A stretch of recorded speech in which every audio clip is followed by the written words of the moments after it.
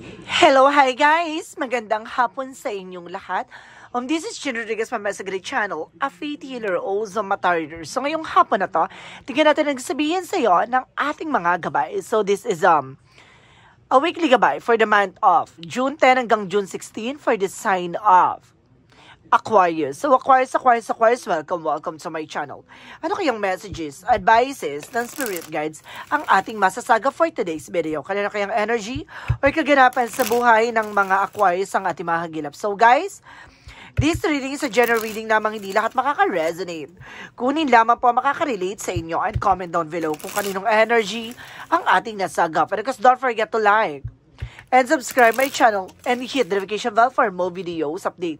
And of course, maraming salamat sa mga walang sawang pagsuporta sa aking channel, lalong-lalo nang hindi nag-i-skip ng ads. Naway pagpalain kayo ng Diyos at may kapal siksik-liglig na guumapaw na biyayang manumbalik sa inyo. So let's see what is the messages advice sa iyo ng ating angel spirits. So let's watch this.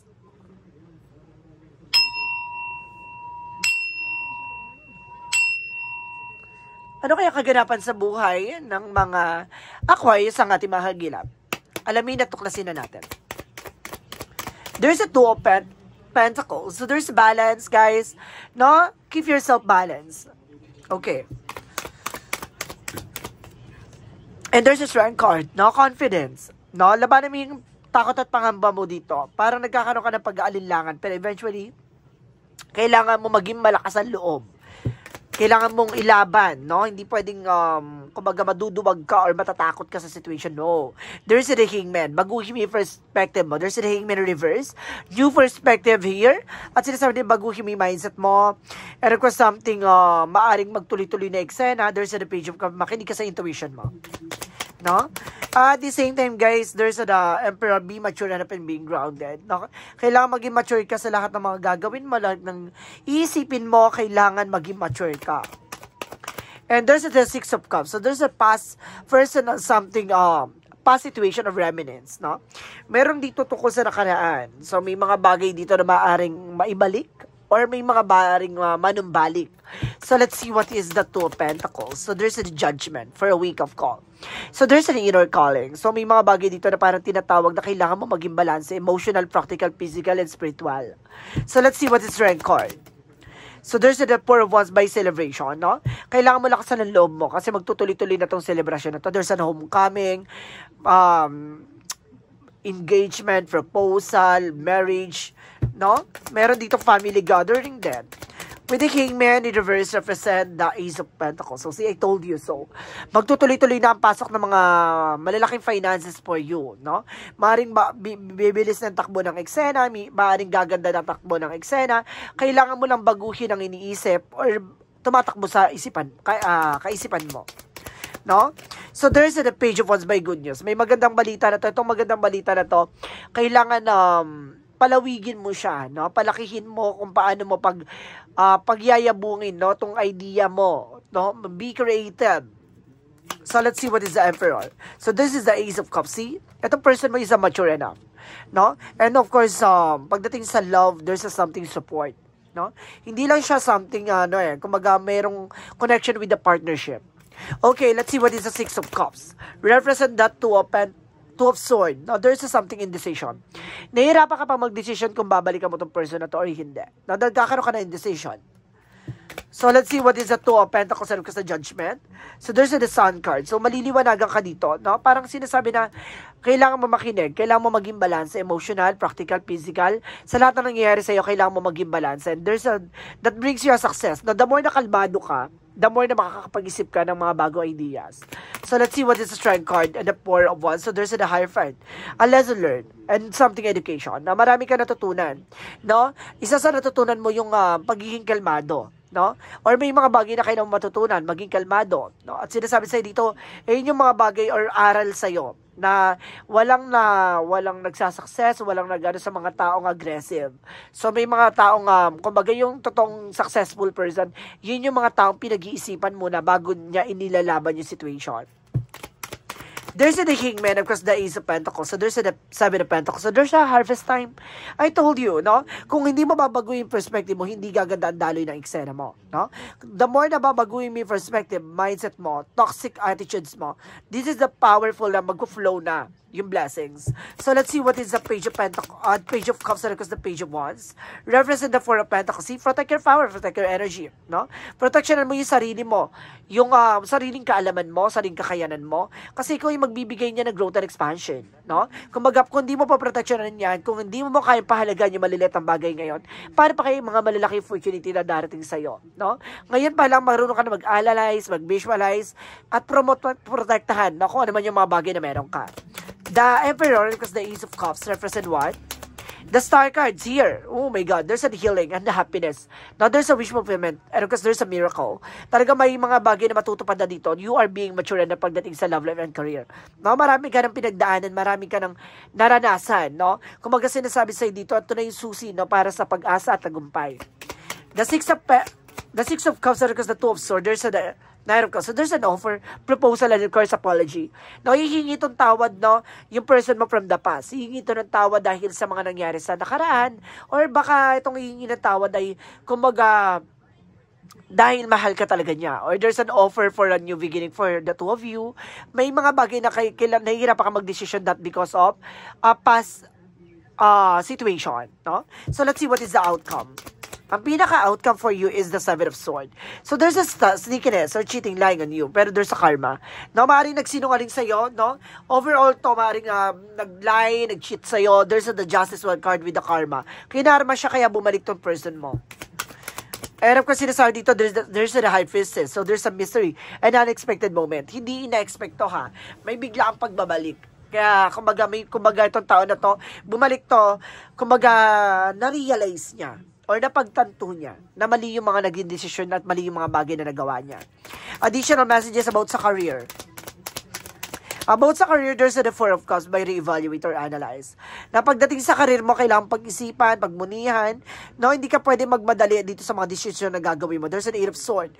No, there's a lot of negativities. Ito yung sinasabi ng toxic behavior or toxic attitudes na kailangan mo i-wash out. No? Ikaw din kasi nagbibigay ng toxic eh. No, may toxic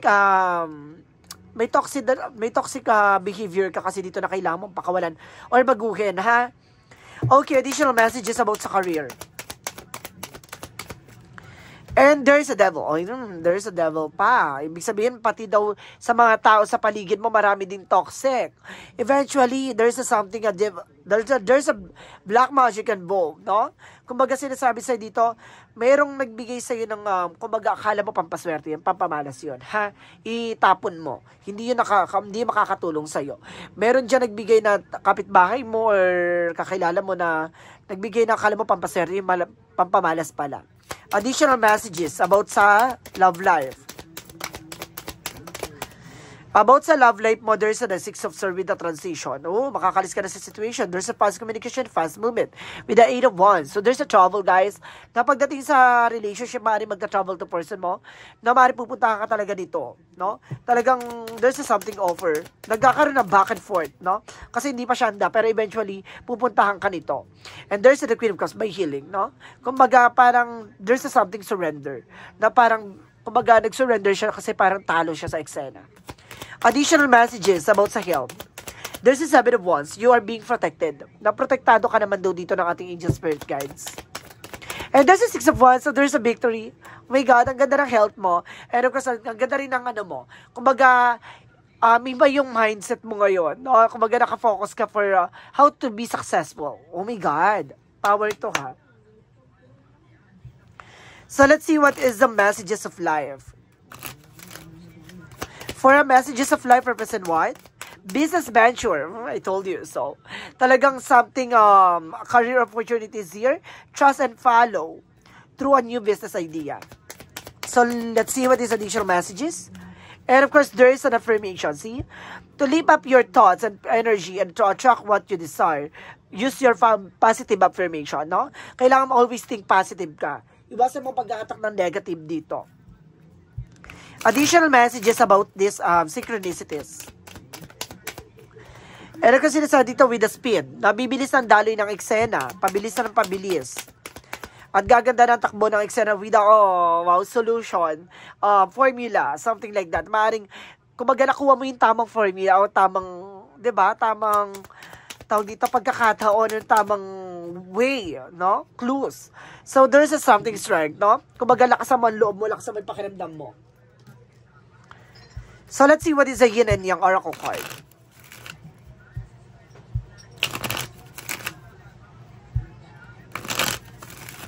For yin and yang oracle card, represent what? Ace of Earth. So, may kinalaman ka sa Taurus, Capricorn, Virgo. Oh. And I told you, there's a deception and temptation. Meron ditong temptation, may tukso.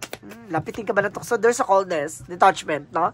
Kumbaga, maaaring kailangan mo na kumawala ko ng lalamig ng sitwasyon. Diba? And there's a self-love. Self-care. Kumbaga, mahalin mo yung sarili mo. No? Ikaw yung, kumbaga, mag-build ka muna ng sarili mong mundo. Kasi kung may mga tao mapapasok sa buhay mo, yun na lang magbibigay kulay. Diba? Ganun yung eksena. Kumbaga, kung may mga tao man umalis ulit sa buhay mo, hindi ka maapektuhan. Diba? Buuin mo yung sarili mo sa pagiging ikaw. So, let's see what is Archangel Michael messages. Archangel Michael messages. Explore your options. No? Explore mo yung mga bagay na alam mo makakatulong pa sa'yo. There's a something guide with an angel spirit. Pero kailangan mong maghanap pa ng another options, another way. And there's an admit the truth to your feelings and accordingly. So see, tanggapin mo sa sarili mo kung ano lang ang meron ka. No? Iwasan mo magpanggap, iwasan mo magkunwari. Lalo-lalo na kung may mga bagay na hindi ka pa kaya. Ilaban mo. No? Ilaban mo yung sarili mo na kumbaga maging totoo. And there's you're on the right path. No? Nasa tamang direction ka. Napanood mo tong reading na to, talagang tumugma sa'yo. Plakado. Ikaw to. So let's see what is the angel's answer. And there's a trust. Kailangan mo magtiwala. And there's something better. So see, kailangan mo magtiwala. Lahat ng mga bagay na nangyari sa'yo, may ibig sabihin yun. Kaya ka iniwang, kaya ka nabigo, kasi may ibig sabihin yun. No? Kaya siya babalik kasi may ibig sabihin yun. Sinubukan siya, nilinis siya. Kaya tong tao na to, umalis sa buhay mo, sinaktan ka, niloko ka, at ngayon nagkakaroon ng realization. Kasi ipinamukha sa kanya, or may mga bagay na kailangan pakakatandaan niya, no? Na ikaw lang yung taong ganto, ikaw lang yung taong may gantong kaisipan, ikaw lang yung taong, kumbaga, pinangpangihinayangan, ganon. And of course, let's see. May kumbaga, nilinis siya bago siya binalik sa'yo. Ganon. And there's an abundance. Magiging masagana, magiging maganda ang buhay mo dito. Additional messages. For chakra messages. Si gossip. No? Maraming chismosa, maraming marites. No? Kumbaga, yun yung sinasabing toxic, no, surroundings sa paligid mo. And there's a creations, no? Some of them gumagawa pa ng hindi maganda. No? Ito yung sinasabi ko with the black magic. Na pangpamala. So, si mysticism, may misteryo, di ba? Sabi ko na kumbaga, makikipag-chismisan yan, makikipag-usap yan. Eventually, hindi mo alam, may ginagawa na pala siya. No? Dinadasalan ka na pala, no? Or may in-offer siya sa'yo na kala mo pampaswerte, yung palang pampamalas. May sikretong, di ba? Mayroon siyang lihim or meron siyang sikretong nakatago, no? Or may sikreto siyang plano. Additional energy represent what? Healer of the ages, no? Kahit gaano pa katagal, no? Ano man yung mga bagay na pinagdaanan mo, maaaring pagagalingin ng ating pong may kapal. Di ba? Kung matagal ka ng kinula, matagal ka ng ginawa ng hindi maganda, eventually gagaling yan. Now, there's something for siya Archangel Raphael for healing. See? Andito sa Archangel Raphael for healing. Di ba? Pagagalingin ka daw, sabi ng Archangel Raphael. Angel's answer. Wait 24. Hindi mo kailangang magmadali. Bagkos darating tong tao na to kung talagang para sa'yo. Diba? And there's a romantic feeling. So talaga ipapakita talaga sa iyo yung totoong pag-ibig. Diba? Love can exist, no? Oh my God. So let's see what is the Monsology. And there is a work through your fears. No? Labanan mo yung takot at pangamba mo. And there's a hold your visions. No? Pangawakan mo yung mga bagay na alam mong totoo at alam mong makakatulong sa'yo. And there is a conclusion or within reach. Tama yung hinala mo, ha? Meron kang pinag-iisipan dito na maaring nagko-connect, no? Dun sa gusto mong malaman. Additional messages. And there's a growth. Magkakaroon ka ng growth and expansion dito. At the same time, there's an abundance, double clarification, kasaganahan. No? May kasaganahan talaga dito, guys. So, let's see what is additional messages.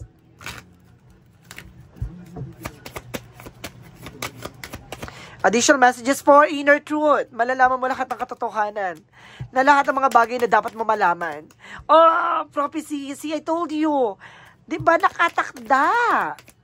Ang nakatakda at ang kapalaran. Oh my God.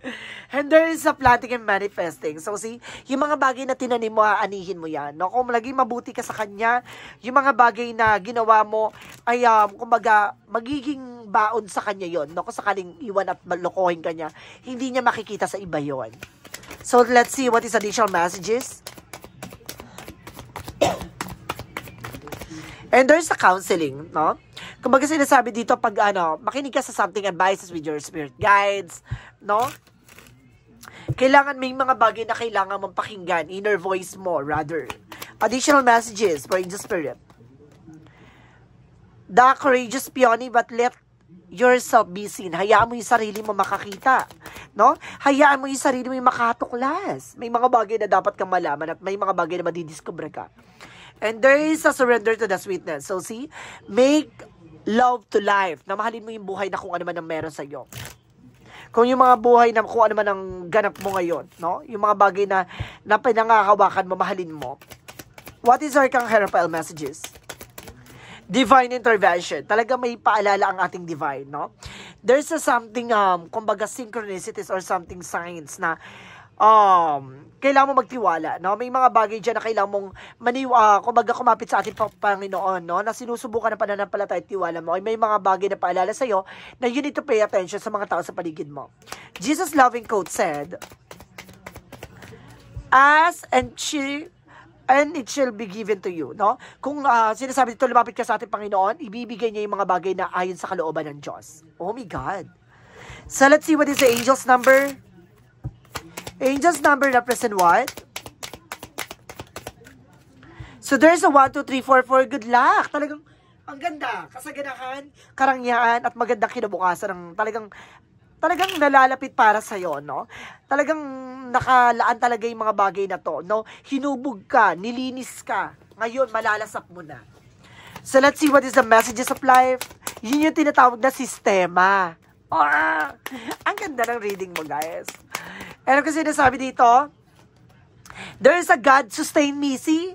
Look at this is the God provides. Lahat ng mga bagay na kailangan mong malaman, may mga bagay na kailangan mong matutunan, lahat ng mga bagay na kailangan mong maranasan, pinrovide yan ng ating Panginoon. At sinasabi dito, as I turn each day over to God, my worries is my resistance, softness. In the arms of God, love, I find my inner peace. Even a challenging time today, my faith provides me with a great strength. I welcome all that comes my way, knowing that the love of God sustain me. So see, talagang pinapakita dito talagang, diba, manalig ka, manampalataya ka dahil ipagkakaloob niya ang mga bagay na matagal mo nang inaasam. Ganon. So guys, this is a weekly gabay for the month of June 10 hanggang June 16 for the sign of Aquarius. So Aquarius, maraming salamat for this wonderful reading. So once again, this reading is a general reading lamang. Hindi lahat makaka-resonate. Kunin lamang po makaka-relate sa inyo and comment down below kung kaninong energy ang ating nasa agave. Because don't forget to like and subscribe my channel and hit notification bell for more videos update. Maraming salamat and see you in the next video. Bye-bye and babush!